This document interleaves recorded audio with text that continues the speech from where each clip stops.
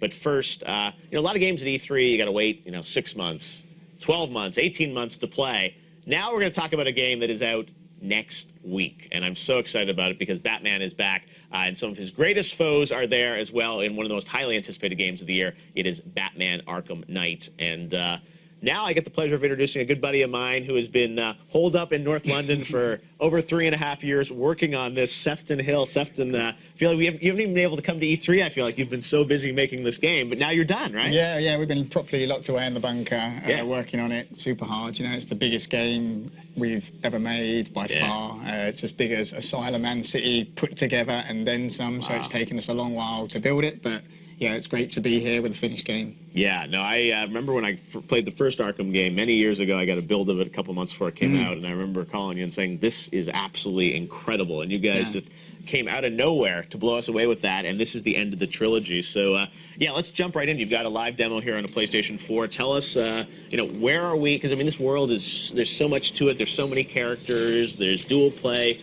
What do you want to tell people about the game that they might not know? Yeah, I mean, the world itself is absolutely huge. That's what we've really focused on. This is the end of the trilogy, as you said. It's our last chance to show everything we've learned with Batman. So we wanted to create the whole of Gotham and let you explore it, go anywhere you want to go in the whole city. It's full of supervillains. It's full of thugs and criminals that have taken over the whole city.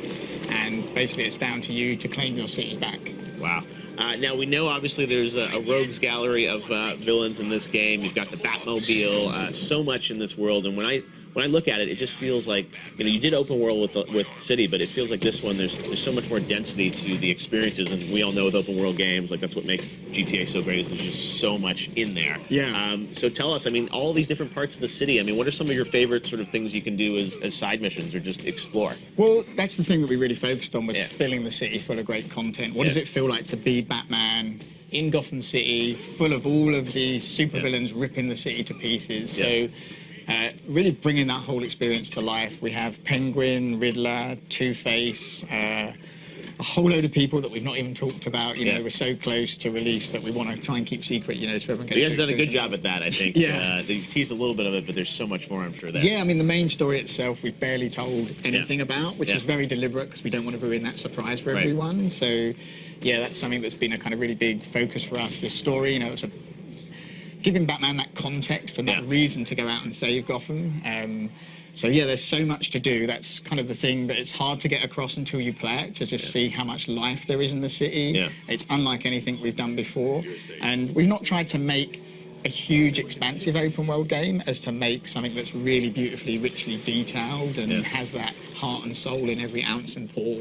Yeah. Well, and the other thing that I've noticed over the years with this game, especially, is when you announce the Batmobile, it's a really key part of the gameplay as well, and that's something where you can summon it at any point in the game, right? Yeah, absolutely. Almost we wanted it to, wanted it to feel like an extension of Batman himself. It's a new gadget for Batman to play with, rather than being a separate car that's a completely distinct thing. It's something that's completely integrated into every element of what it means. Speaking of, look at that. It's like, this is a live demo. I mentioned Batmobile. There it is. Yeah, here it is. So if you look at the the beautiful, rich attention to detail on the car, and we spent ages designing the car. We went through quite a few designs because we wanted something that when you looked at it, you immediately thought, yep, that's the Batmobile. It can't be any other car, but it also brings a load of new, fresh gameplay possibilities and experiences as well. So, it was something that really excited us, and it's hard to sort of express how integrated it is into all the gameplay rather than being something separate. You've got to think of it as Batman's 12th gadget, it's his new big gadget. So that's what I love, is those moments where you're able to sort of, use it to hoist something up. Or here's a good example, actually. So here we've got Batman, he's breaking into one of Penguin's weapon caches.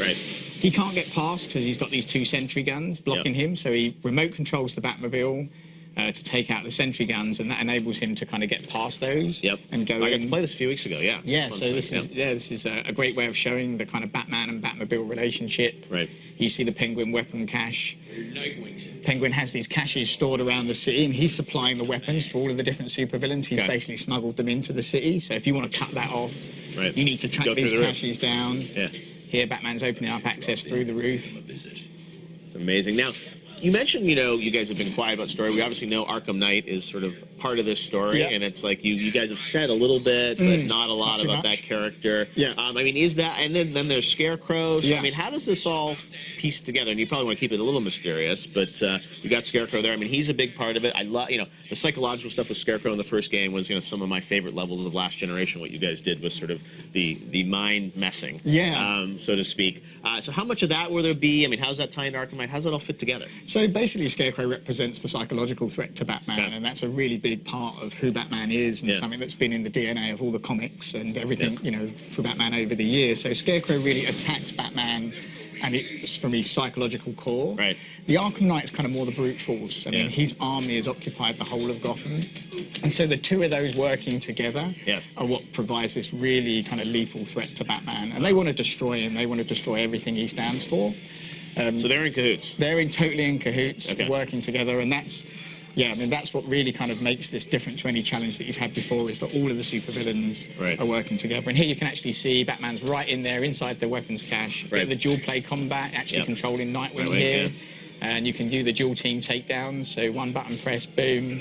Lots of flip cool. up a I dual remember team. playing this, the cool environmental stuff, and you can push them against things, and the weapons, and then the pipes and all that stuff. And everyone loves that free flow combat, but you guys Yeah. continue with each game to sort of add more dimensions to it, but still make it very playable. Yeah, this game looks absolutely insane, Sefton. Well, thanks for swinging by to give us a sneak peek. I'm sure you're going to mess with our mind in some way when we start playing this There'll thing, be a right? little bit messing, yeah. I can guarantee. Well, that. this There's is- I lots mean, of surprises. There's lots I of know, and surprises. I can't believe you guys you're done now, right? I know, it's crazy, and it's a kind of sad moment because this is, This is your final Batman final Arkham demo here. Bat with baby, me. yeah. So it's it's honestly it's quite sad, but it's It's all right, we're man. really proud of. Well, everything. I think I can't wait to play it. I'm looking forward to it next week, and I'm sure fans are too. So congratulations Cool. Thanks to very you, much. Jamie, and everybody at Rocksteady. I'm Cool. really proud of you guys. We can't wait to play that Excellent. next week, and we've got much more coming up on E3 Live. Thank you, Cool. Sefton. Great. You guys have played Walking Dead games.